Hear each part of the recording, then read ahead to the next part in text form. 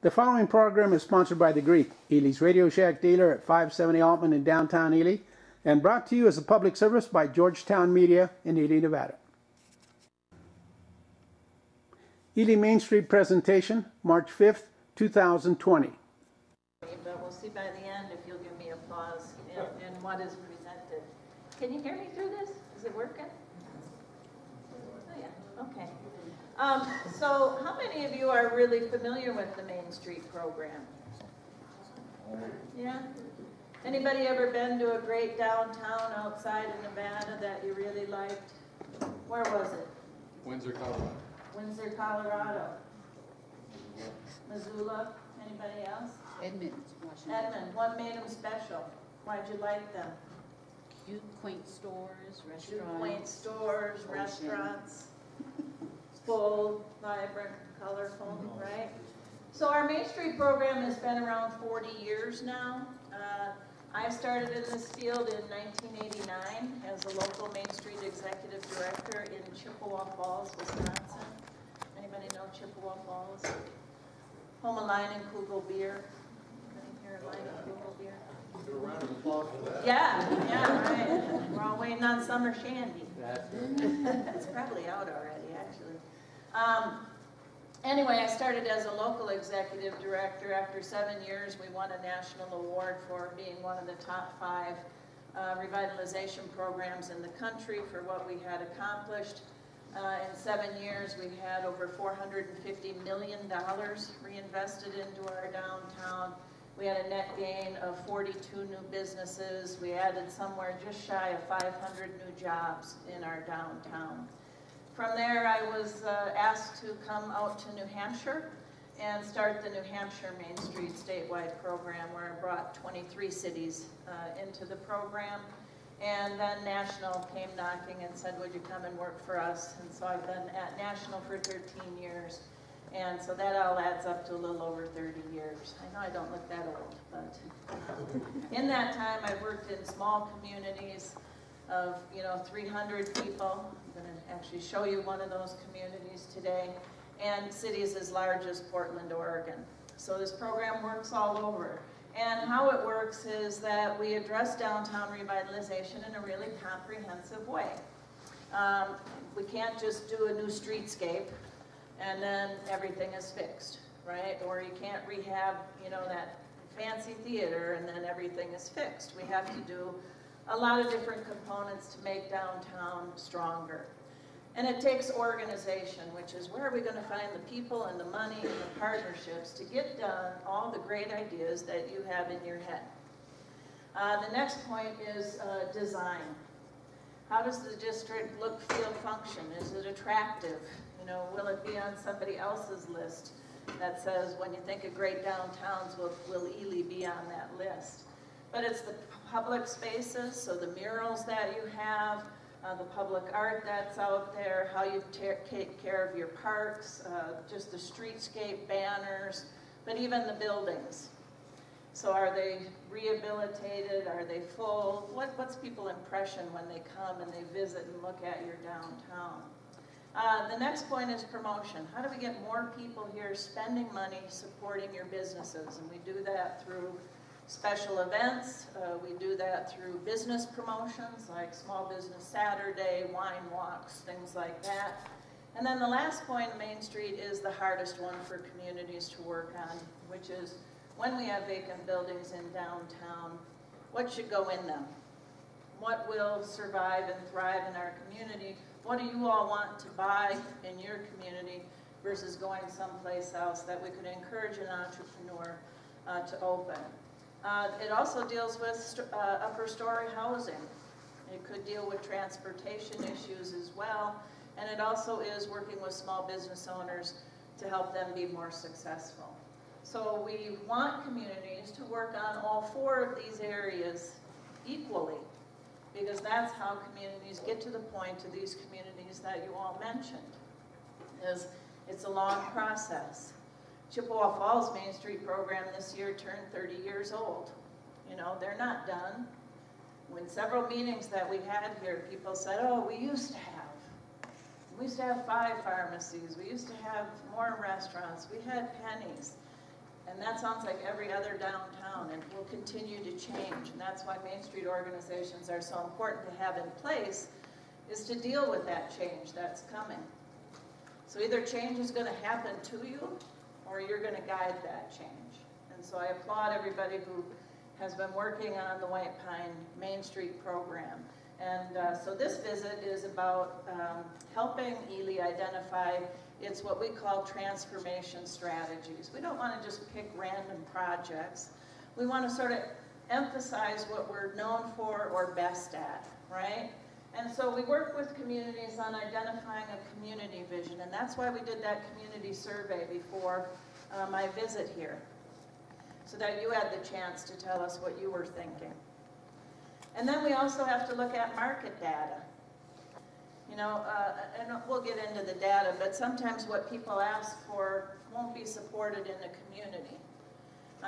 For example, when I was in Chippewa Falls, everybody wanted a candy store. And I'm like, a candy store? That's an odd one. And we ran the numbers, and our population had said we didn't have the population to support a full-time candy store in our downtown. But what we were able to do was go to our Hallmark store owner and say, could you put in 4 feet of fine chocolates and a rack of gummy worms?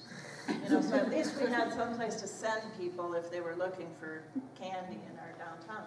She did, and it ended up being one of her highest grossing per square foot in her store. So that was good. It turns out there is a full-time candy store there now. So, you know, just needed to build the retail base before that could happen. So we have to look at market realities. And then we identify what we call our transformation strategies. And then we make sure we're doing work across those 4 points, and we have measured outcomes. What's the expectation? We're running the film festival coming up. What's the expectation? Put more heads in beds in the hotels. Do something that'll bring more people to town in your shoulder season. So they'll be going to the restaurants, hopefully be out shopping as well. Make more connections to a cool history that you have and local celebrity associated with films. So you want to have measurements as to why you're doing projects. We don't want to just do a car show because Joe has an old car and he wants to show it off. You know, we should have a purpose that we have either businesses connected to that, the restaurants and bars will benefit from it, etc. So we always want to have those goals. So that's sort of the boring kind of over part of transformation strategies. Sometimes we look in communities at if you have a strength at selling something. You know, some downtowns have a lot of antique shops, some are restaurant districts, some are nightlife and entertainment districts. So it could be built around any kind. Oh, this is actually the consumer group. I didn't look over my shoulder. I assumed I knew what was coming up next. So it could be a consumer group, or it could be a product line. So any of these things that might stand out here. And I just want to show you a sample of a community that I worked in when we kicked off our pilot program, which is Brush, Colorado. They're not as remote as Ely is, but they are sort of out there on the flat part of Colorado, just past Fort Morgan. And when we went in there, we said, gosh, you know, all the businesses were telling us we're being supported by the farmers and the ranchers. You know, that's who we make our money off of because they're the ones in our community that have money. And so we said, well, you know, and they're famous for growing sugar beets. And so we said, well, maybe you should have an agricultural strategy. And that means let's have businesses that support those people, that we have what they need in our community. And we work events and promotions around that as well. And, you know, look at their welcome sign. It says homegrown happiness on it. That, to me, says they're an agricultural community. And yet when I, you know, said that that's what their strategy should be, they said, oh, well, we don't want to be known as a cowpoke farm town. And I said, oh, really? What about all this that's in your community then? Your barbershop has a horsey saddle for kids to sit in. You have a restaurant called True Grits. You have downtown, your Main Street logo, for crying out loud, has a spur on it. And then, you know, their high school mascot, they're the Beet Diggers. I thought that was one of the most unique names. I had to buy a t-shirt. I'm like, brush beet diggers, that's a pretty cool name. Yet they were saying agriculture might not be what we want to work on. Well, after I showed them this, they kind of went, oh, maybe that is what we do. So if we look at, what you would do with an agricultural strategy, these would be the kinds of businesses that they would look to see if they're fulfilling in their community, because this is what those people are looking for. Seed stores, could be even extension office. It always doesn't have to be retail. It can be associated with service as well. Under organization, getting the people involved from the ag community, asking people to serve on a task force, looking for grants that will support food production. USDA gives lots of grants to support farmers markets, food to table, or farm to table kinds of events as well. Invite those ranchers to serve on a board. Get the kids from 4-H and FFA involved as well. For promotional activities, they organized a farmer's market. They actually did a farm-to-table dinner down the street where local restaurants made things that were locally sourced, from beef and chicken to all the vegetables that they grow there as well. It would make sense for them not to have a car show, but an ugly pickup contest, because all those ranchers have ugly pickups. They were going to incorporate sugar beet bowling. As you can see, there's a sugar beet, so that would be really funny to have that kind of event as part of any event that they're running. So they might do those kinds of activities. And when we look at design, how does agriculture impact what you would do in design? Well, they were going to do a historic walking tour and put hoof prints on the sidewalk instead of footprints. When they had vacant storefront windows, they're going to put farm displays in those windows. They might do an urban orchard. If they do any kind of public art, it should celebrate their agricultural and ranching history. And under economic vitality, just encouraging businesses to name their businesses something fun. That fits the strategy. Gift Horse would be a great name for a gift shop where you have an agricultural strategy. Also, maybe launching a community-owned store and encouraging restaurants to buy their products locally, etc. So that's how it works. I hope that kind of makes sense as we think about what's our big goal for our downtown, and then what are we going to do as an organization to fulfill that. So I want to talk now about your survey, and we want to say congratulations because 401 people filled that out, which is a phenomenal amount for a community this size. The first question we asked is, give us 3 words to describe downtown Ely today. And when we do that, we take all the words, and the words that you say the most often are going to be the biggest one in the word cloud.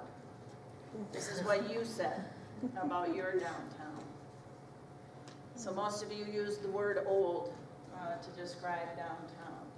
Run down, empty. You don't have the most positive words to describe your downtown yet. But after we're going to do a little bit more work on downtown, we can redo this survey in 3 to 5 years and then see what positive changes we have made. So the smaller the word, the fewer people who said it. But there's some good positive ones as well. Quaint, potential, historic, cute, lovely. So we have some work to do on downtown. Personally, from an outsider's perspective, I think you think more negatively about your town than you should, because I was actually impressed as we drove in yesterday. I said, I just feel so good driving into Ely. And this was my 3rd time here, right? And I know that when you're in your community, you're missing the full stores and seeing all those empty ones. And going, that's what our problem is we have these vacancies in downtown. So we asked you what the issues are for downtown. What are the major issues that you need to be addressing? And the predominant answer was buildings in need of repair and rehabilitation. Yep, even the ones that are occupied, Maybe some need a new sign, a new awning, could use a fresh coat of paint, could remove boards from over the windows so it looks a little bit more lively. So sure, we can do a little more work there. Yeah, you're concerned about the vacancies, the store variety. You'd probably like to have more stores here so that you don't have to leave town to go shopping as frequently as you might, and inconsistent store hours. There are businesses that you don't know their store hours. You don't know when they're going to be open, so you can't rely on coming to downtown and actually finding them open. Then we asked you what businesses you go to in downtown most often. No surprise, probably all that you like Economy Drug and you love to eat. We ate there today at Rack's. So you're coming down for eating and getting some necessities. Again, the more people who said it, the larger the word is in the word cloud. And then we asked, what 3 business types would you like to see in downtown that you either want to see more of or that are missing completely? Clothing. I want to point out clothing, shoes, and children, kids all kind of go together. That must be the primary thing you're leaving town for, or ordering online, is clothing, right? So entertainment, you're looking for a little bit more things. We could delve into further studies to find out, is that family entertainment something for, you know, sometimes it's teens that are looking for something to do, sometimes it's our senior citizens, etc. So we might have to drill down more on that. Bookstore. Bookstores are actually hot. I've been in 5 cities this last year that new bookstores have opened in them. We kind of went past the Amazon thing. People want to, you know, be able to meet somewhere and have book club. They want to listen to recommendations from local people. They want to have a cup of coffee while they're in the bookstore shopping. So I've seen bookstores come back in cities of 5,000 and less, as well as over 5,000. So that's not a bad one to have on the list as well. And also additional grocery is something that you're asking for. We also asked about your shopping habits. We said, what time of the day do you most typically shop? 1 to 5 and after 5 p.m. And that after 5 p.m. is because typically most of us are working during the day, so we'll shop afterwards. And this is also something to share with business owners here. I know Economy Drug is open till 6, right? Where is he? Yes. Yep. Oh, there you are. I know I saw you somewhere over there. So that's good. You know, that gives people who work till 5 at least an hour to get down there and get the things that they need or want. And that might be a good thing for other businesses to do as well, because if we have businesses that are only open Monday through Friday, 9 to 5, maybe a half day on Saturday, they're catering to the unemployed. So if you want to make money, you might need to be open that additional hour. Open an hour later and stay open a little longer. We also asked, what day of the week do you do most of your shopping? No surprise that it's Saturday, because most of you aren't working on Saturday. It might also be the time that you do make your trip out of town to do the major part of your shopping. And as I heard today, some people don't do it just out of the necessity of shopping, but they like to make a trip out of town as well. And then Friday was the next most popular day. And I like to see that Sunday is there too, because I think you are a tourist town. And tourists expect that a tourist town, you will be open on Saturday and Sunday. And that's as it grows. We also ask people if they would like to live in downtown. We want people living in downtown because it puts lights on in upper stories of buildings. It puts people on the street when they might not otherwise be. So it, you know, adds activity and vibrancy to the district. This is what you said. Most of you said no. I wouldn't want to consider living downtown. Actually, 63% of you said no. 13% said yes. 14% said maybe, unsure. And then we also had 10% of you who already live downtown. But the thing to look at there is not everybody's going to live in downtown, but 27%, so that's 100 of the people who filled out the survey, said that they would consider living downtown given the right option. That's really a hopeful sign. You know, maybe you don't want to mow the lawn anymore or shovel snow, have a car. You know, it'd be handy to be able to walk to work, walk to the coffee shop, walk to the theater, walk to church. A lot of people, that is an attractive housing situation. And then we said if you did not want to live downtown, why would you not? And these are very common reasons in other places as well. You have land, you have kids, you have pets, you want to have that room for them to grow. There's no good housing options, or the option, there really aren't any options.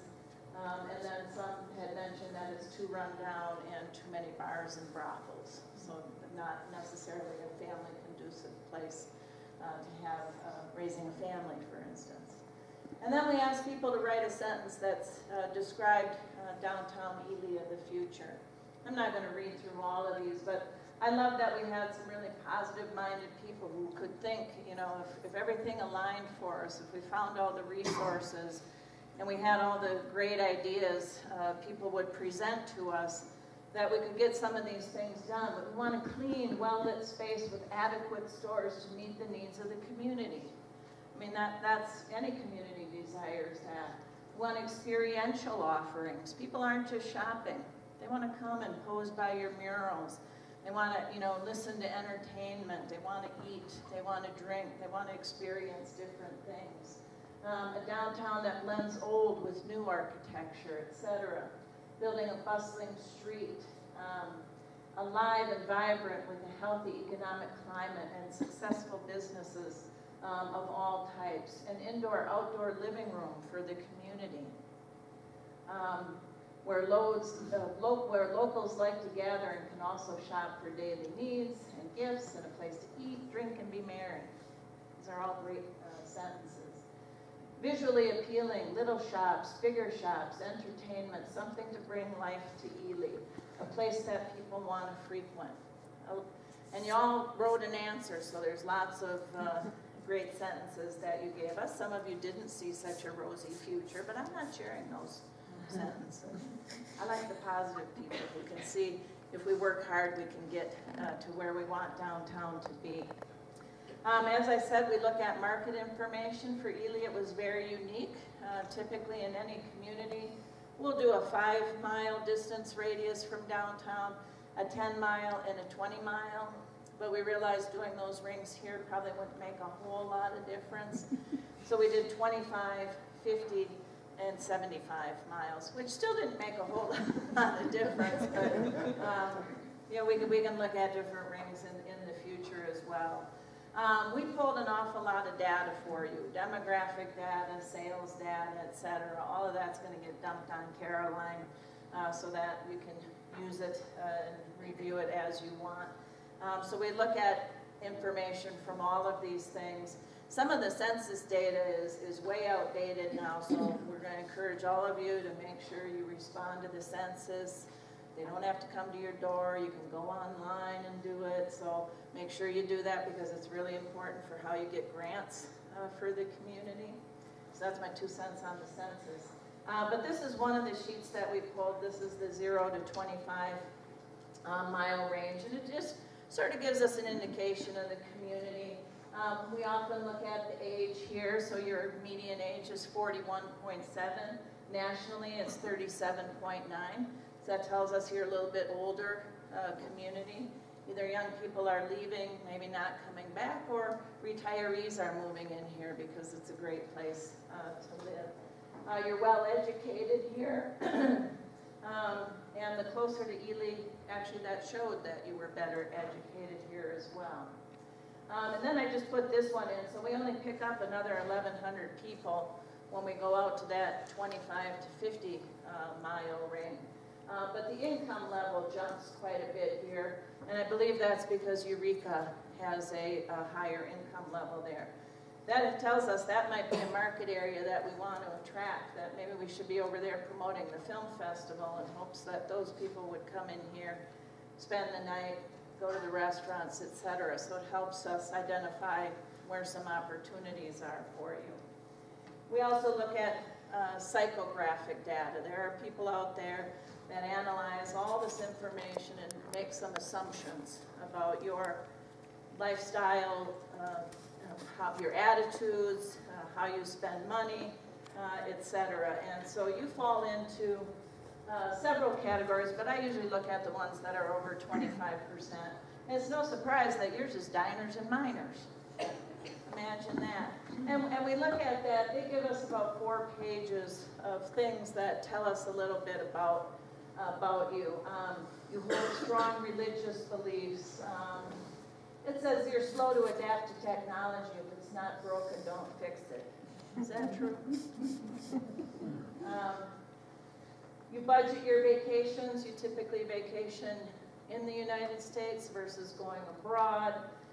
You're happy to go to work whenever the opportunity presents itself.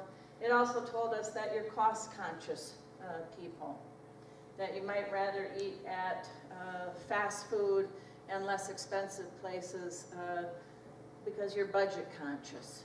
So that we pull data from there as well. The other thing we look at is your retail sales leakage and surplus. And in all that data, it tells us what your disposable income is. And we look at all the retail categories, and it says how much of that are you actually spending here, or how much are you leaving town to go spend it someplace else. So when tourists come into your community, that's great because that helps create a surplus here. It adds to when you're spending your money here as well. Here is Ely's in the 0 to 25 range. On the left side is where you have surplus. On the right side is everything that is leaking out of your community. Is that a surprise to anybody? So you're doing really well in gas stations, right? Everybody has to stop here to get gas. You have a little bit in grocery stores, furniture stores, florists, and direct selling establishments. But you know, for the most part, a lot is leaking out of the community. I think I put one more in here that also shows you do really well in building supplies. And we heard good things about that here as well. Gas stations and also drinking establishments. I'm not going to say that's you. It could be those tourists coming in. But some overall things that the data showed us, and it might not be right. Things could be changing as well because we knew the population numbers were off a bit. But they're actually expecting a decrease in retail sales. Whether people are, we know one furniture store closed, you know, how are we going to capture more retail sales? But there's some good bright spots. There is room for apparel here. There's $309,000 that could support some kind of additional apparel here. Pet supplies is expected to grow.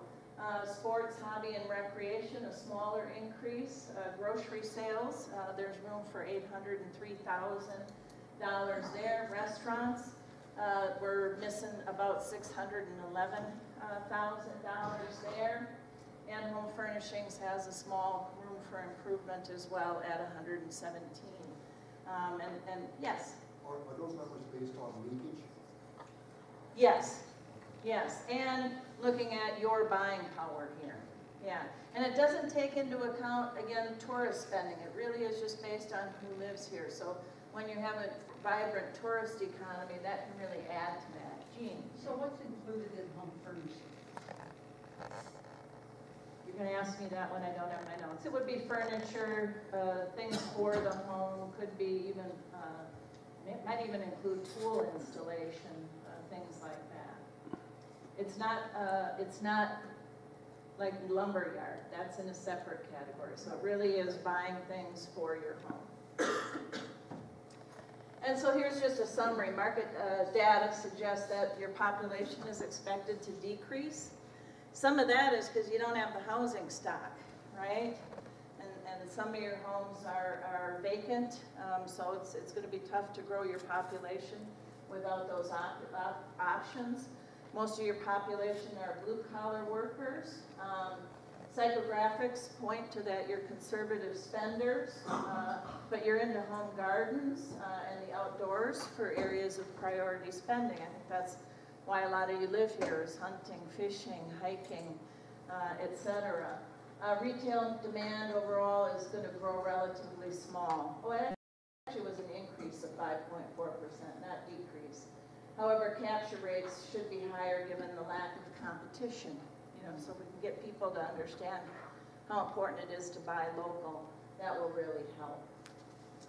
You have very large leakages in most of the product categories. You're all either having to buy online or going out of town for many of the things that you need here because they're not available, or you don't like the selection. And your psychographics, again, I think unique decor items for the home and outdoor related products are some of the areas where you'd have your best growth. We also look to see what kind of niches you have here. You've got a good amount of restaurants here. You also have hotels and casinos, but you also have things that meet your community needs with medical and all the fire, financial, insurance, and real estate. And you have kind of a nice mix of businesses there as well. So we look at that when we think about recommendations. And then we have to look at what your community characteristics are. And I know this list is much longer than every meeting. We had 4 focus group meetings in addition to meeting with sort of the Main Street board. And so every meeting I heard more about, well, we got this and we got that. And I'm like, well, I can only fit so much on the slide. But you have some great, you're the largest city in White Pine County. You are a tourism center. You have the Northern Nevada Railway and Museum and all the activities that they run that bring people in. You have a lot of great events that happen here, and I'm sure I'm missing 10 events on that list as well. You have national and state parks nearby that draw a lot of people to the area with the opportunity of coming into Ely. Your mining history and the economy that has been created because of that. Ely Renaissance. You're one of the coldest places. I found that in Wikipedia. And then, there's been promotion, in Vegas that it's just cooler up here. I love that tagline. It means so many fun things. You have your mural, and art installations, your museums, your dark skies, all of those things are, those are really important things for a community. Sometimes I only have like 3 or 4 things that I list in some towns I go to. So you have a wealth of community characteristics here. So here's what we're suggesting for Ely's transformation strategies. Absolutely, outdoor recreation is something that you're already leading with. In talking to all the partners and people that are coming into your community. They're here for hunting, fishing, recreating, even, the train rides available, and the ideas that you're all thinking of adding, like, the train adding, the ability to put bikes on the train so they can take them uphill and then you can get off with your bike and ride it back into Ely. That's a great way of combining those kinds of things. Another area is to work on tourism-supported businesses. What are you doing to roll out the red carpet for all the visitors that come to town? Mark was telling us from the railroad, I said, how long do people who come to ride the train stay in Ely? He said the number 1 time frame is 24 hours. Number 2 is 48, and then 72 hours. So could we just get like 20% of the people who are only here for 24 hours moved into the 48 hours if we inform them about all the other things they could be doing here?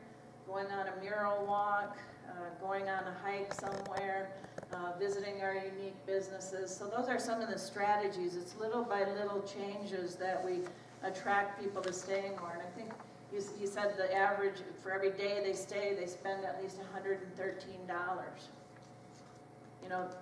Let's take that and multiply it by several thousand people. It'll have a great economic change for you. And then the third one is arts and culture. You've got a great mural program. You've got the Centennial Fine Arts Center. I didn't change the name on my slide. But you're doing things in the art community with the film festival that's coming up as well. And so those are, I'm going to get your feedback on those, or if you have any others at the end of this. So when we think about outdoor recreation, you know, this is what we work on is, do we have businesses that are supporting that? It includes outfitters, equipment sales, restaurants, food, services, accommodations. It means working closely with tourism entities who typically have a bigger budget to do outreach and advertising to visitors to the area. And it might include many activities: fishing, hiking, hunting, biking, you name it. It can include a lot of activities that people do in the outdoors. The customers, it spans all abilities and lifestyles. You can bike on the street or you can bike on the trails, right? It could be many kinds of activities across age groups. It could also, you know, it's also a trend that we all get healthier, so that's a good sign as well. And it overlaps with locals and visitors, right? You know, your claim to fame, you know, I talked about this. You know, you got a big boost by having Sheldon here and riding the train, right? Sold out train rides and et cetera. And the things that you do, mixing your tourism destinations with recreation, racing the train. So I want to show you some examples. Lake City, Colorado, they're a population like 425, and no, their streets are not paved. And they didn't even allow OHV vehicles into town. Yet they have one of the best trail systems. I think you can go from Lake City all the way to Durango, but they didn't want those in town. Well, that's not a very good strategy, right? Here's all these people with expensive equipment, but we're making them get off somewhere at the edge of town and walk in. So anyway, they've changed that now, and you can come in. Oh, I was going to say, one of their restaurants that opened while I was there is called Climb, an elevated eatery. You know, that's what I mean about naming your business that helps support the strategy that you have for the community. And then, again, they're one of our smallest communities, but they now allow them in. The city actually took garden hoses and ran water off of the edge of this cliff, and they offer ice climbing lessons. And the day I was there, a couple of days, a whole group of people from, I think they were from like, I don't know, they were out of the country, came and learned how to climb ice walls in the community. Give them something to do that's going to keep them there a little bit longer. It wasn't very expensive for them to do that particular activity. They also have the Ulay mine that really you could flip the light switches on and it would operate again. But they're looking at turning part of that into a brewery, distillery, restaurants, and some gift shops. So their strategy worked for the whole town because obviously the Ulay mine is not right in the heart of the downtown. Has anybody ever heard of the Barkley Marathons? There's a great documentary. You'll have to watch it. It's hilarious. It happens in Wartburg, Tennessee, also a very small town, also with an outdoor strategy. And this race started because this guy, James Earl Ray, was in prison there and he escaped. And he was gone for 55 hours, but he only made it 8 miles. And the guy said, well, anybody can do better than that. So he did this whole race around the idea of sort of making fun of that.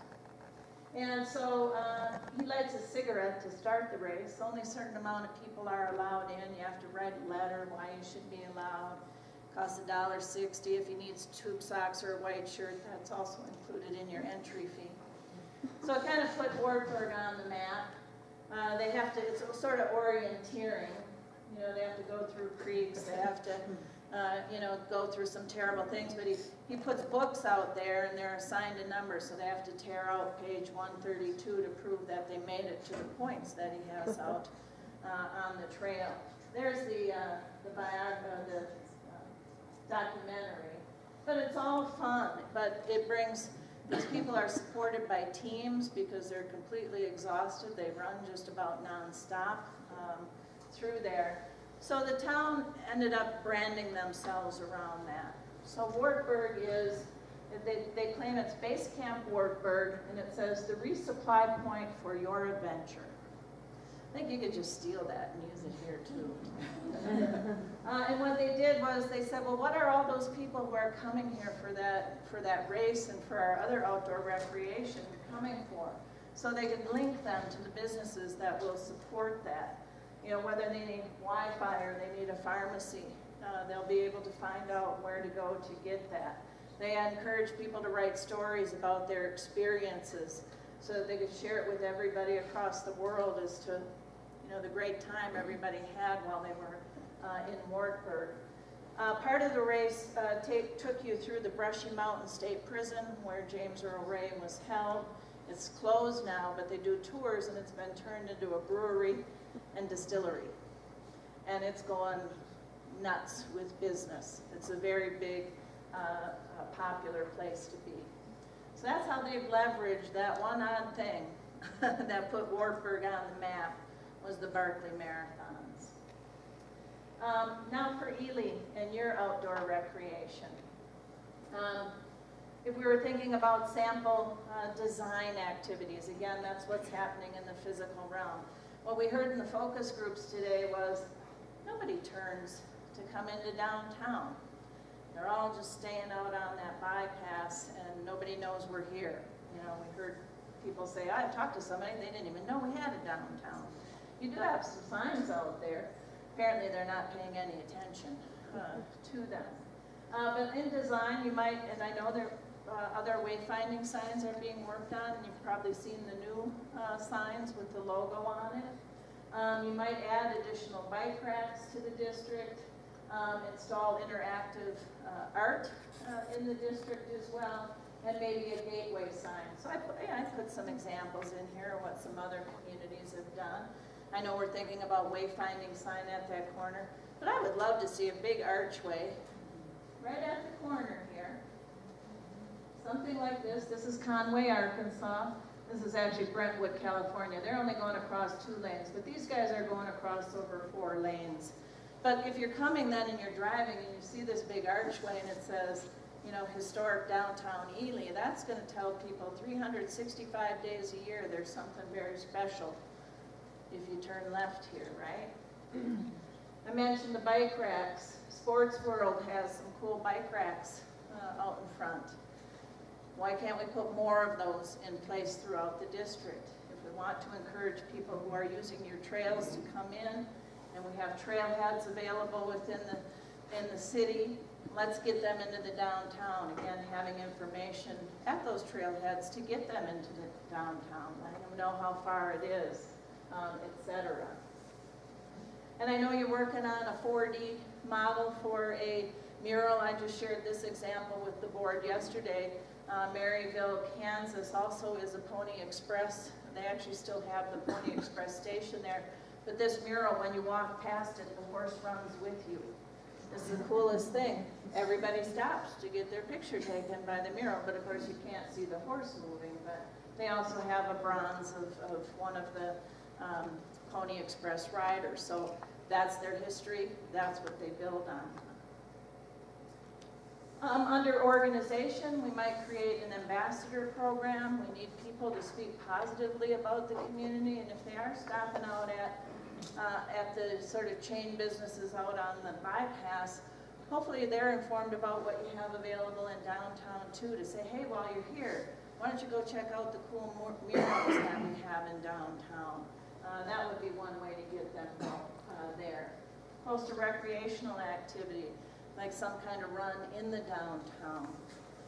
Stay connected with your tourism office and work with them on promoting. Look for those tie-ins where we can all help each other promote each other's events, and meeting with partner agencies. And it was so good to meet with so many of those agencies and organizations this afternoon to hear just, I think, sharing what everybody's working on and how well they're doing or not. Sample promotion activities. Again, establish that biker foot race downtown. Promote your brand identity.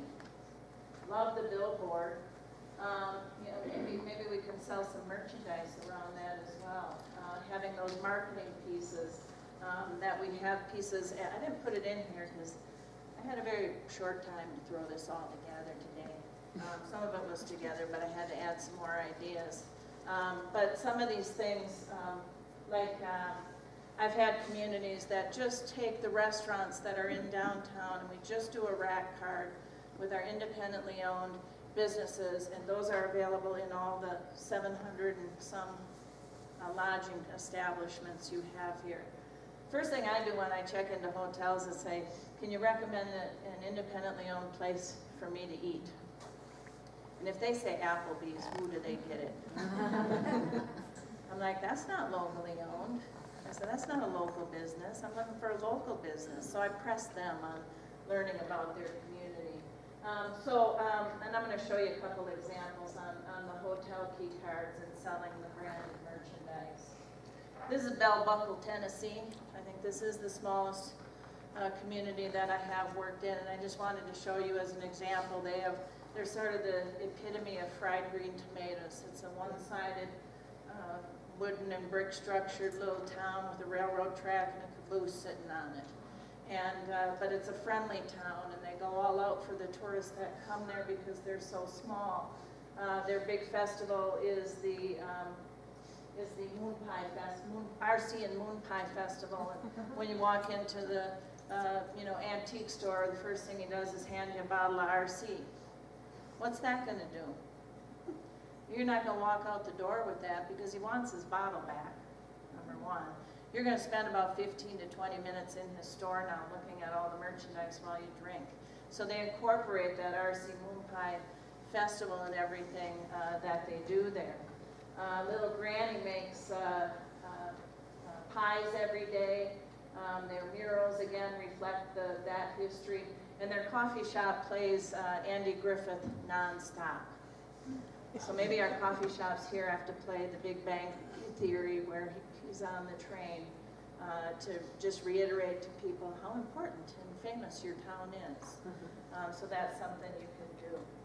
This is something I think that, I didn't mention this in any meetings, but something that the small town of Gloucester Courthouse, Virginia did, in that they got their hotels keys associated with discounts in downtown.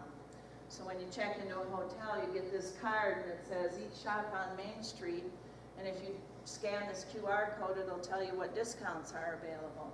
Maybe I can get a free appetizer, maybe I can get 10% off somewhere. I have run into, I talked to a guy who owned a Wyndham hotel, and he said, well, I really have to use my Wyndham branded key. I said, is there any reason you can't also stick this in there with it and say, oh, here's an added benefit for you? So I know that in that 790 lodging places, some of that is campground, but you have a lot of hotel beds too. So how do we start informing these people who might not be coming into downtown about what you have available? That might be one way to do that. Oh, shoot, it came up on, sorry. Oh, shoot. See, this is my Burma Shave sign, but apparently I missed one. So this took me like 5 minutes, and I apologize. It's not very good. But everybody says, why aren't they turning into downtown? And I said, you could put Burma Shave signs out there. So I looked at some Burma Shave signs today. And I thought, big mistake, many make, not turning left at Altman Street. So there you could put that, coming in, and then people go, what? I'm supposed to turn left? Instead of turning right and going out of town. So you can do cute things like that people start talking about. Okay, I'm not a good Burma Shave sign. So you get the idea, right? This is an example. Dirty Kansas happens in Emporia, Kansas. You have a lot of bikers here. I've heard a lot about, how biking is expanding here. A lot of people are coming. This event actually lasts over a week there. They have, again, support teams that come in with the bike riders. And it started out with just 30-some people doing it. This year they had 3,200 people in that race. And Garmin is now a major sponsor of that event. So I expect that it's going to continue to grow. That's something that you could do. Get yourself on the national stage even more by hosting something that is very cool for this area. Under economic vitality, having a strategy to recruit additional outdoor related businesses. We heard about some ideas that people had for that. You might have a business plan contest. It's sort of like, how do we convince somebody to open a business here?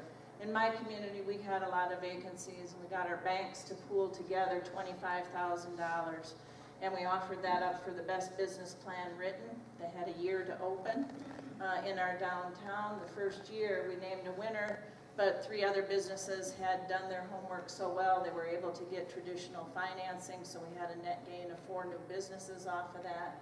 The next year, we got a bookstore in our downtown. And then after that, we never had vacancy issues. But we were able to send out a press release that said, Kathy's giving away $25,000. Come and find out. And so TV stations had to come. I wouldn't tell them in the press release. They had to show up in person. So maybe we can raise some money for that. You know, doing things like boot camps also for the visitors coming in. I heard that there are boot camps here. Let's do some more. Maybe apply for the Small Business Revolution contest, just like you entered the HGTV Hometown contest. Your video was excellent. And you're doing, you know, cool things like putting signs on the buildings, downtown's most eligible bachelor. We have to let people know we want to welcome them in as new businesses in our downtown. We're also partnering right now with American Express. They are giving away $10,000 grants to small businesses. For those of you who are small business owners, you have till the end of this month to apply. And then they're going to be giving out that $100,000. We hope that a lot of businesses will apply for this, because if they see that there's a great need, we expect they might up the ante and give us more money to be giving away. For the last 3 years, they've been giving $1 million for Partners in Preservation to Main Street communities in the way of $150,000 grants. So pay attention to those things. We let you all know about it through the National Main Street Center. They also have marketing materials. American Express started Small Business Saturday. We're very thankful for that. They do national publicity for that.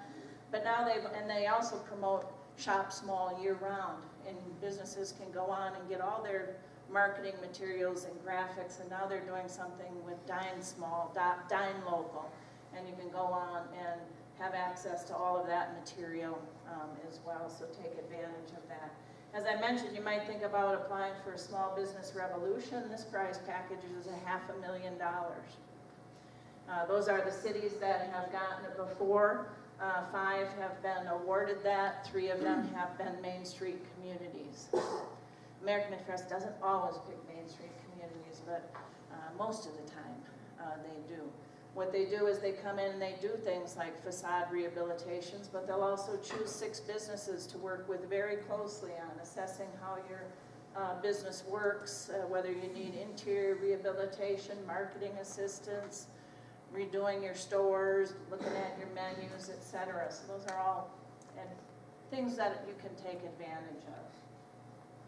And then we look at what kind of businesses would we try to attract here that would help support your outdoor recreation strategy.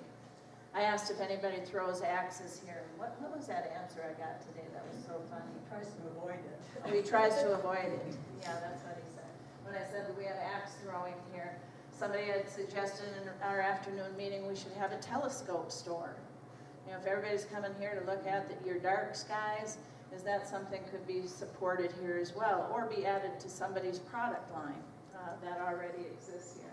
So that's what we look at, is what are we missing here? What could we build on? And if we had any entrepreneurs come into town, what might we suggest that they open here? This is just an example of building on entertainment. This was a business I ran into in Harrisonburg, Pennsylvania. It was a pizza and barbecue shop, but most of it was an entertainment center. And when you're in a climate that is more cooler than it is hotter, these sort of indoor entertainment areas are needed as well. But he put in 4 lanes for bowling. They have pool tables, they have the old Ms. Pac-Man machines. In the daytime, they get the business people coming in for lunch. After school, the families come in, and after the dinner hour, then the college students come in. So it's really kind of a creative place to be. One of the things I said that people could do was to support your local businesses, because I asked in one group meeting, I said, how many of you have locally written a review about your local restaurants or businesses? I don't think any hands went up. You know, the tourists who are coming through are using Google, are using TripAdvisor to figure out if there's something besides McDonald's to eat at. And so I would suggest to you that if you go out and have a great experience with dining, fill out some of these reviews. It'll help people. So I was here 2 years ago. That was the review I wrote.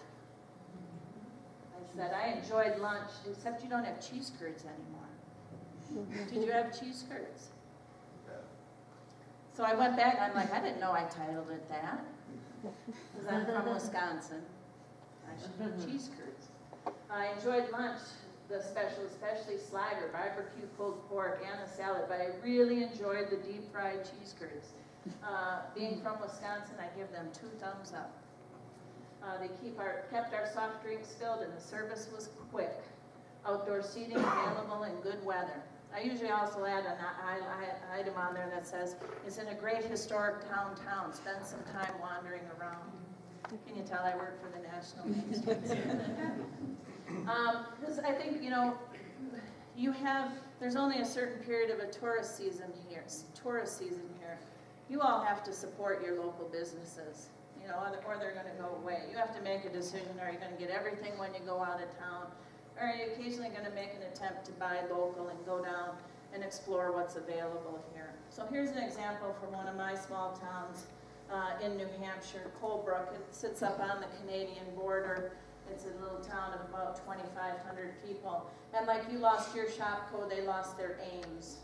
And they thought, well, with Ames gone, everybody's going to go to Littleton, an hour away, and they're going to go to their Walmart, and they're going to go to their great downtown and do all their shopping. So they put this whole campaign together that said, it's all right here in Colebrook. You don't have to leave. It's all right here in Colebrook. So all the relatives come and they tell you all the different things that everybody's got to do and what they might find. Oh, there's no room at the house. Well, here's the motels you can go to.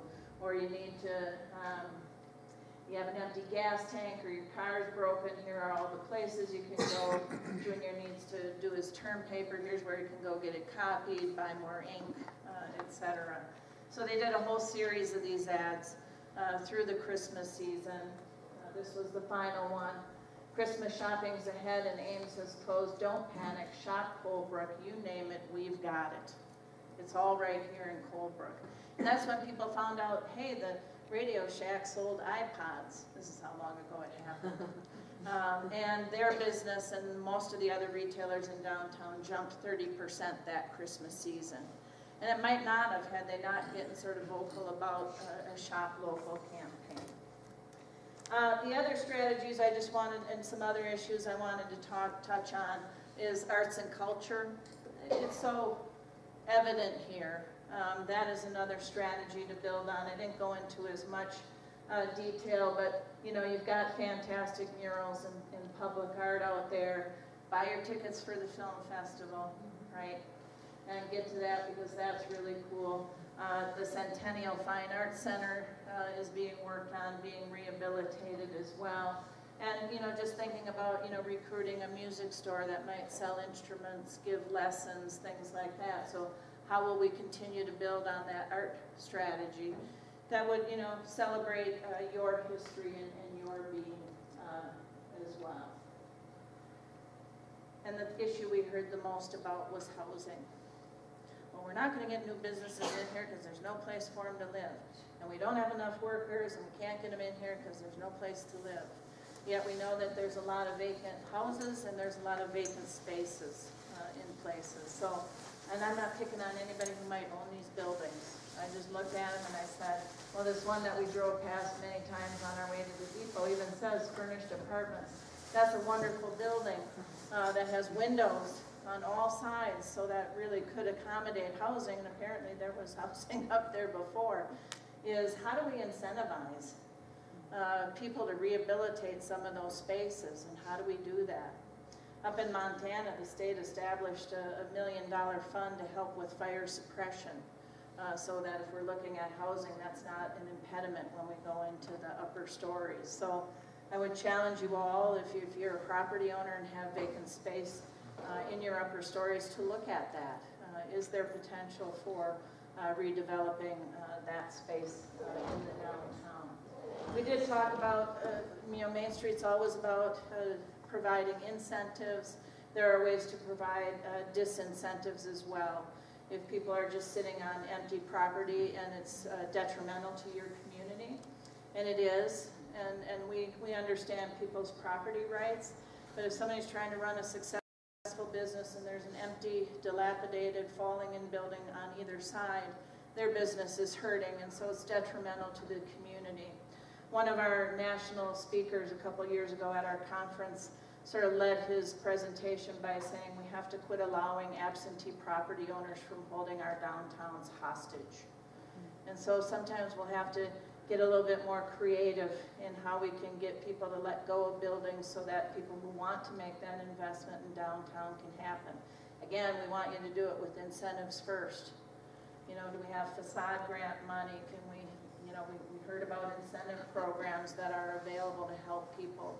So let's push those, and then we might have to start addressing those that are falling into disrepair. Could be health safety codes in the community if they're not being taken care of. So that's it. These were the strategies. Now it's your time to give some feedback. I got some note takers over here. Talked about the outdoor strategy, tourism related, arts and culture, so I have a few questions there. If those make sense for Ely, where do you think the best chances are otherwise for economic growth in the city? What other options or projects might you have in mind? And then one of the most important questions, will you volunteer to help? There's a great group of people that have been leading this over the last couple of years, but it takes so many people to get things done. So you can answer any or all of those questions. Yeah, Carolyn. Would you mind sharing the story about the community that signed the pledge to at least 10% more local? Yes. Yeah, and the only reason I didn't tell the story is somebody did a reality check on me and said that was before Amazon existed. And yes, it was before Amazon existed. There's a little county up in North Dakota. The median age was around 55 years old. That's a very old community. It meant when kids were graduating from high school, they got out of there as fast as they could. There was no reason for them to stay. There were no jobs for them either. But the high school class did a whole analysis of the economy in the district, or in the county. And they came up to the conclusion that if everybody would commit to spending 10% more of their disposable income, before you go driving off to Salt Lake City, would you commit to trying to spend 10% more of your disposable income in the county? And they said if everybody would do that, we'd have a gain of $7 million in sales tax collected. And so they handed out pledge forms. They ran a meeting just like this. They handed out pledge forms and said, would you agree to spend 10%, try to spend 10% more here? And everybody signed the pledge form. A year later, they came back and they had done the analysis. They blew it out of the water. They actually had a net gain of $13 million new in sales tax generated. That's not even the retail sales. So now businesses were thriving because people made the commitment to shop local. Every time you go out of town, that's money that's leaving your community. It's not supporting your local businesses who hire local people, buy local products, hire local contractors. When we buy on Amazon, that money just leaves your state. Maybe you get the sales tax, and if some of you are signed up for Amazon Smile, you know, and a percentage will be donated back to a nonprofit. But that was a community that led it by high school kids who said, we want to make our community better, and it's a small step of just spending 10% more. So the challenge is for you all to say, have you been to the businesses in downtown and looked and said to yourselves, is there a way that I can support my community more? Shopping local, for every dollar you spend at a locally owned business, about 65 to 75 cents of that dollar stays here. When we're shopping at national chains, it's about 15 to 20 cents stays here. And when we're shopping on Amazon, it's minuscule. It all leaves town. And, you know, pretty much everybody says they shop on Amazon. There's some things you just can't find here. That's the reality of the way things are now. But if we can just give ourselves 10% more, if we could just be purposeful in supporting our local community, I think you're going to be better off. I have a 3-question minimum, so nobody's leaving. Until you give me, you can say, hey, you hit it on the head. You can say, you know, you have a different idea. Come on now. Yes. I'm particularly interested in entertainment and arts and culture. One of my pet ideas is to have a casino showroom here in Ely. I don't see any reason why we can't be a Wendover or a Jackpot or a Mesquite. And I'm working diligently to make that happen. Oh, very good. Well, that adds that light and vibrancy to the community, right? Of course, it might hamper that dark skies initiative in Mullenmore. Maybe it's just outside of town. Yes. So getting the word out locally to entrepreneurs would be the easy part. What techniques have you seen other communities do to go after businesses outside of their community and relay those needs to entrepreneurs, Vegas, Salt Lake City, St. George? Yeah, good question. You know, sometimes it's through things like that business plan contest where you say, hey, you know, come be an entrepreneur in Ely. We got $25,000 to help you get started. Some people run like pop-up stores, so maybe you're out and about, and I think the best way to recruit businesses is actually to go find one that's already successful, because they're the ones that look at second, third locations, and actually have conversations with them, but offer them the opportunity to run a pop-up business. Delaware does a really good program statewide where they work with property owners who are willing to give 3 months free rent from October through December for people to test out their business ideas. And then, I haven't checked lately, but the first 12 that they gave out, 10 of those businesses signed long-term leases after they got the 3 months worth of free rent. So it's sort of, you know, having those incentives in place. And again, putting together a package. I know we talked in the meetings, I said, you know, somebody give me the top 5 reasons why I should open a business here. Anybody want to give me a reason why I should open a business here? And if you can't, then we need to figure that out before we go out and talk to entrepreneurs. It might be, you know, you've got great recreational areas in town for kids.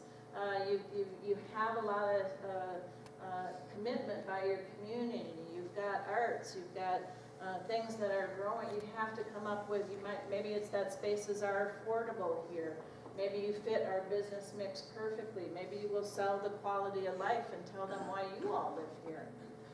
That's what people are looking for. There's a lot of people like me. I can live anywhere, although I do need to be near an airport. That's problematic. Unless I want to drive 4 hours, that's a little much for a morning commute. But I can live anywhere. And I think even the first time I visited here, when Patty was with us, I said, Ely is a city I would live in. And I don't say that to every place I go, because you're also dang friendly.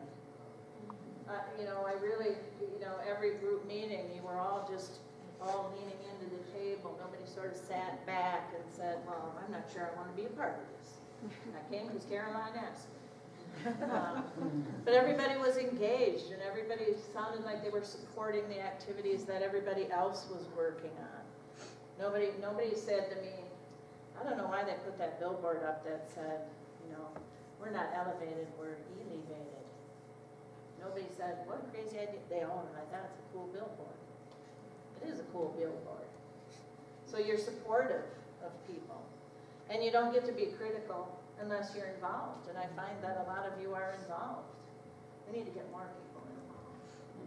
But it's a slow process about recruiting businesses. But if you define that strategy and can say, here's what we have to sell. And we know these people are coming in here. Same reason we talked about, why isn't there horseback riding available for people? That's another one of those activities we could add, that if they came for the train, how do we get them to stay another day? Let's have a guided horse ride for them. And we heard that the OHVs were expanding. And gosh, you don't even have to be guided. You can put the GPS unit right on the thing, and it'll take you on prearranged trails. How cool is that? So I see that things are growing, and now it's up to you all to figure out what you'll support, because even if we have businesses that are oriented to that summer season traveler, we still want businesses that serve the needs of your community, because the other 9 months they have to depend on you as well. Well, back when I was a local executive, I didn't have a cell phone, I didn't have a computer. Yeah, I'm that old. And what we did was we went to our library, because we knew that businesses would expand who were located within 50 miles of us. We actually went and got all the phone books of every community at our library and went through looking for apparel shops, gift shops, all the ones that were on our wish list. We developed some marketing material. We had a nice postcard with our lovely downtown on the front, and on the back it said, we wish you were here. Chippewa Falls, home to Mason Shoe, Line and Kugel Beer, 55 other retailers, hosting promotions that draw 50,000 people into our community every year. If you'd like additional information about our downtown, we'll send you the full recruitment packet. You know, that was the strategy. We didn't get anything from it, but we tried. We can only try, right? And then you're going to tell me what your success stories are in the future. We had another strategy, because Mason Shoe is there, which is, if anybody gets Maryland Square shoe catalog, it's from Chippewa Falls there. Chippewa Falls used to have 5 shoe manufacturers there, and Mason Shoe still does direct order shoes there, but they have an outlet store in downtown in the old J.C. Penney location. And then we also had XMI Ties, and they opened a little outlet in downtown, and they sold ties to Macy's. And we had a silk screening company out in the industrial park that did all the Packer and Badger apparel, and they wanted a store to sell all their seconds. And pretty soon we thought, we have a little outlet niche going here. And we also had Amico foam products. Now I know that's a bad thing, because it's the clamshells.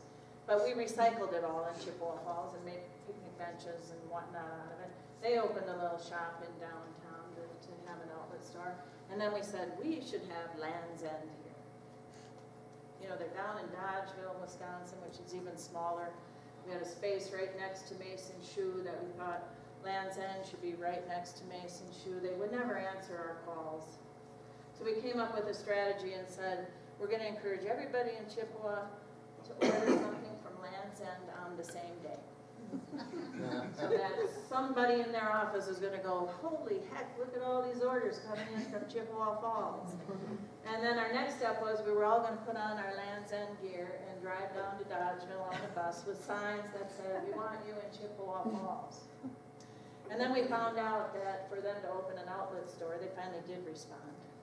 They needed to be able to do $4.3 million.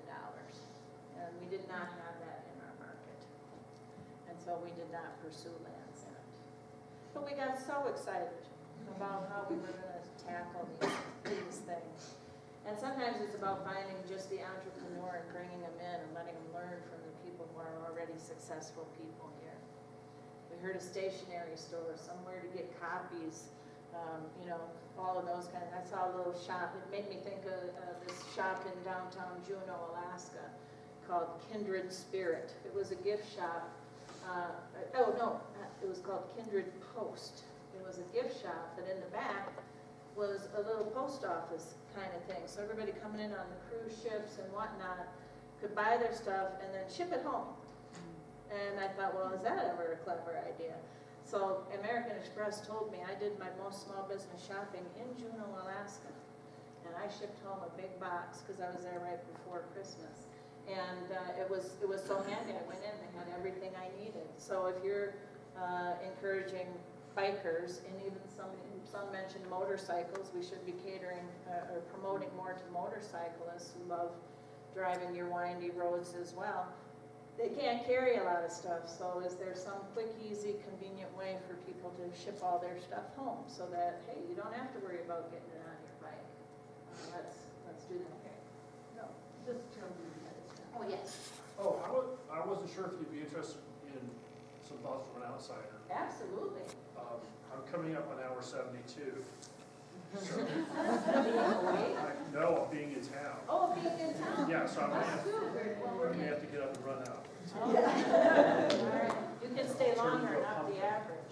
Not to, I actually have to leave tomorrow. But I came up here, I don't know why. I've been looking at Healy on a map for a long time. I live in Southern California. I've been going to flee California for like 5 years.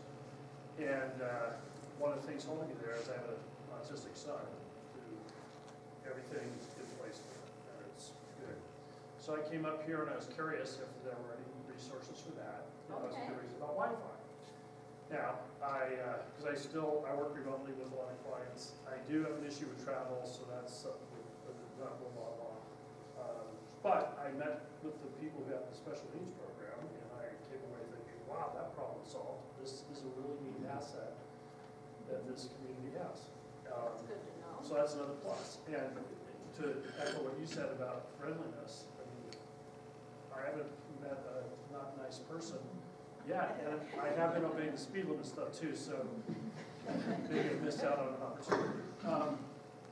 But the other thing, as far as just a curiosity, and I'm sure everybody has heard this and is worrying about this, but one of those things about modernity is high-speed, reliable internet.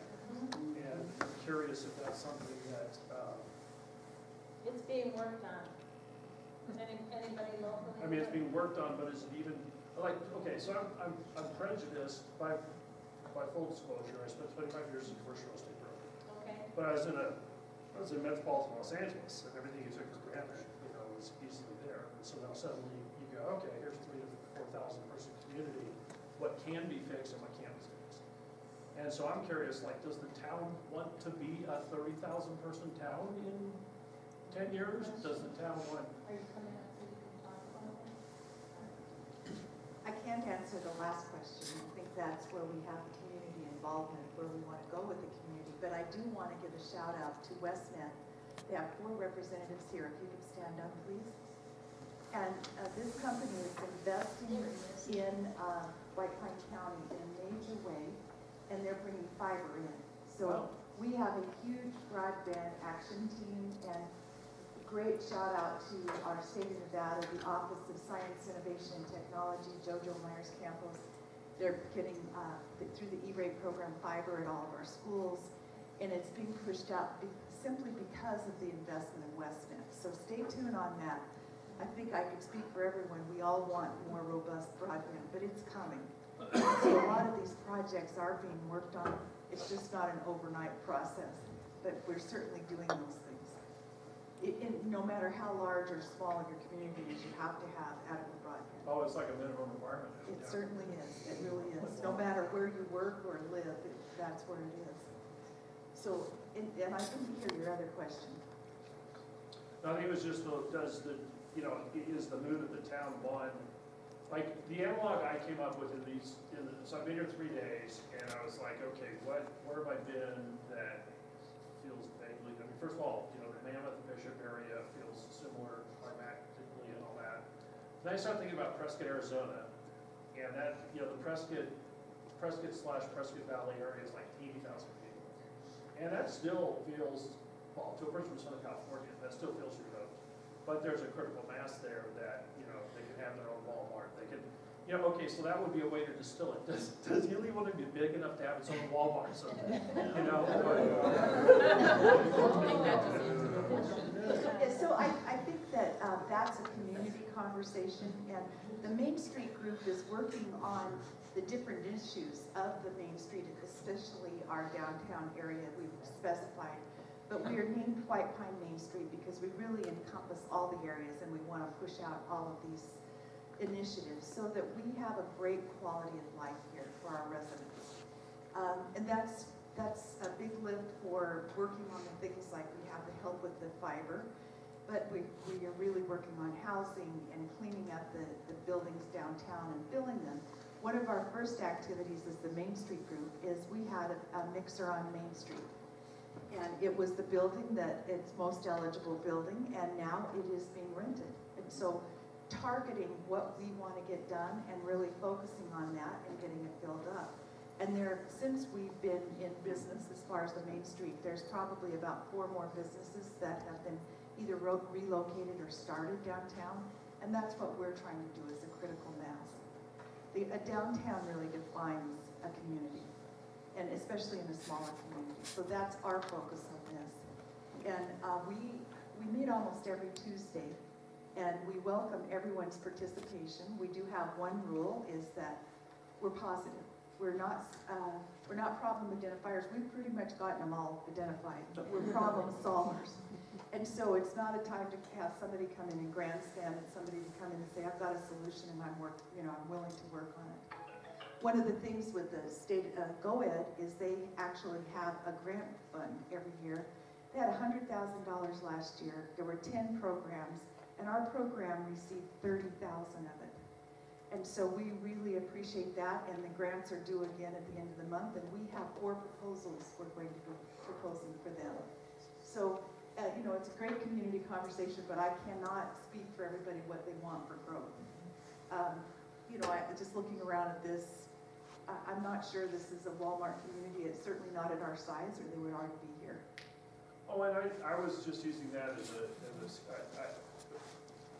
you have, I know you guys know this, but I mean, you have certain critical mass issues, and I know you guys all, the mine is the only reliable source of basic income in this community.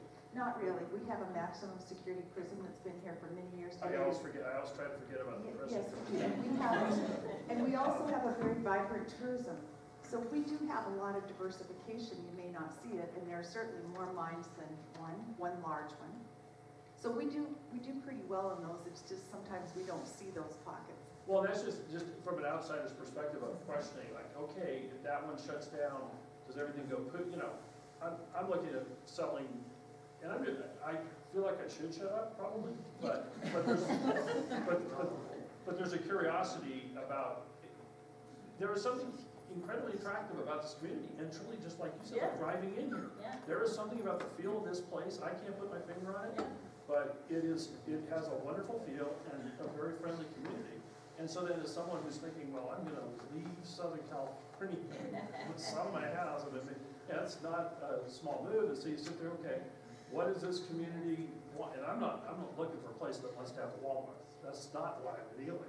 But it is one of those benchmarks of the side, you get to a certain side of the community, and Walmart's going to suddenly want to be in your community. And so, well, you certainly wouldn't be the first, and we have a mass influx from Southern Nevada. They'll come up here in summer and recreate, and all of a sudden we know they've moved here permanently. I can see some in the back row. And we're just so excited to have them because they bring a lot of assets to us. So it's a little bit more, it's very common that this does happen, especially with California and the tax base and the craziness of the traffic and those things. I would imagine there are quite a few of us in here that don't always think about locking our front door. We have to really purposefully think about that. And so there's a lot of attributes that we have that with our remoteness, with our community, where the friendliness, and we watch out for each other. How did you know about this meeting tonight? I saw a flyer at the Railroad Museum. Very good. Well, thank you for coming, because I think for the folks that are here and live here, it was really interesting to get your take on why you're considering coming here. And I think in every one of the meetings, and I want to thank everybody who took extra time to come tonight and also participate in the focus group, what I heard was all the cooperation. if somebody needed something, they could call somebody else, and everybody, you know, you need somebody, boom, they're here switching this room over from the convention that was just in here this afternoon, and boom, we're ready to go, is that there's a real, you know, we can do it, and if we help each other, we're gonna be a much better community for it. That's, you know, that was the bonus when I saw the city, and then I'm like, oh, the people are great too. And you don't get that everywhere. Some cities I go into, shoopers, like 70% of them want to complain about everything. It's so nice you forget they have a prison. Well, and in defense of the prison, I was the high school principal there, and I've never felt a stronger community by the workers. And they coach Little League, they participate, they're community people, and so we really embrace them and welcome them to the community. And it's been a real stable tax base for us. I have five things I want to bring up. First of all, the Main Street is sponsoring the first Ely Film Festival next Friday, Saturday, and Sunday. And we have honored guests that will be coming from our state government, and our governor's coming, and First Lady. And this is a very big deal that they've 2 times in 2 months they've come to support us because we've asked them. And we have other people from GoEd coming, and we'll talk to them more about workforce. So the support, we're asking you go online for EelyFilmFestival.com and buy tickets and be there. That's the most important thing. These are films that have been filmed in Ely, and we have amazing attributes, especially at the railroad, that scenery that you can't duplicate anywhere else. So if you can support us on that, that's great. This is a soft season, filling up rooms and community pride. The second thing is, I've already said, welcome WestNet, and Britt brought some swag back there, some bags that are reusable, and I said, put them out. We're always good about taking and using. So out there where Donna is, if there are more bags.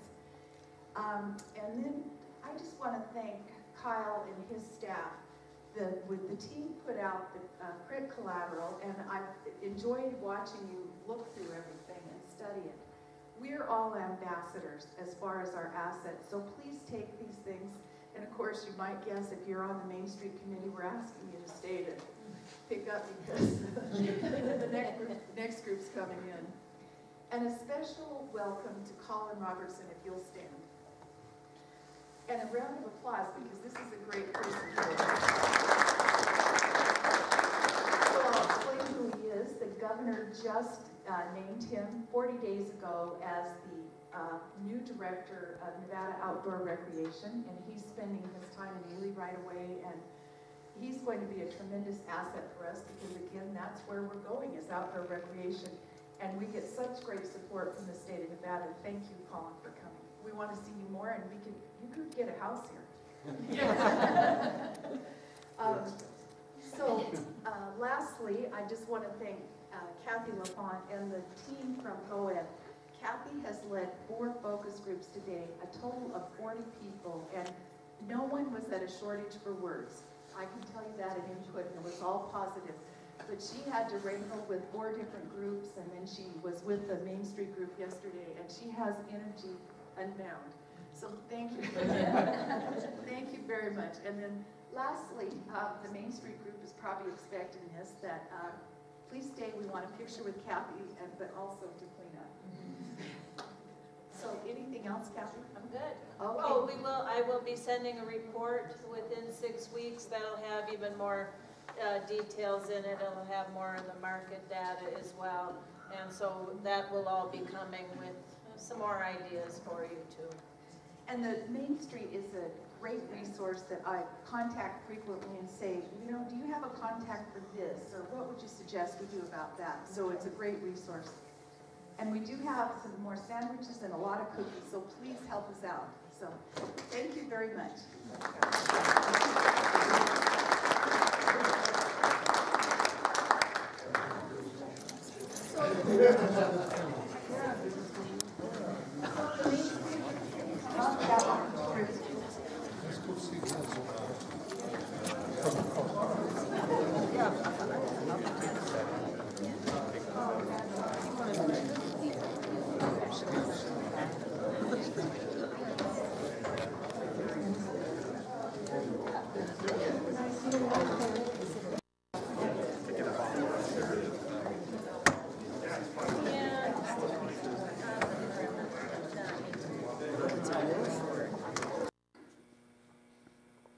This has been a Georgetown production. George Chachis reporting.